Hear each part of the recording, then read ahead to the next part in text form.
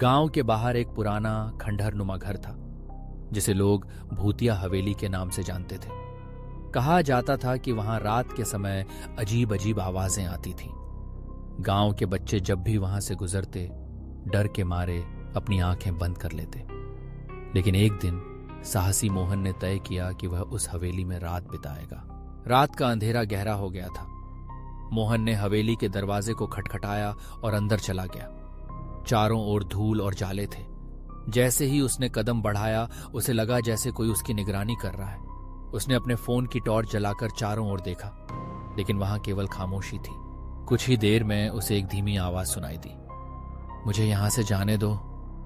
मोहन का दिल तेजी से धड़कने लगा। वह समझ नहीं पा रहा था कि यह आवाज कहां से आ रही है। उसने हिम्मत जुटाई और आवाज की ओर बढ़ा।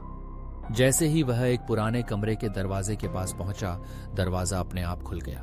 कमरे के अंदर एक पुरानी तस्वीर थी जिसमें एक महिला की छवि थी। उसकी आंखें जैसे मोहन को घूर रही थीं। अचानक कमरे का तापमान गिर गया और मोहन ने महसूस किया कि कोई उसके पीछे खड़ा है। वह मुड़ा, लेकिन वहां कोई नहीं था। तभी उसकी आंखों के सामने वह महिला प्रकट हुई। उसका चेहरा भयावह था और उसने कहा, तुम यहां क्यों आए हो? मोहन की सांसें रुक गईं।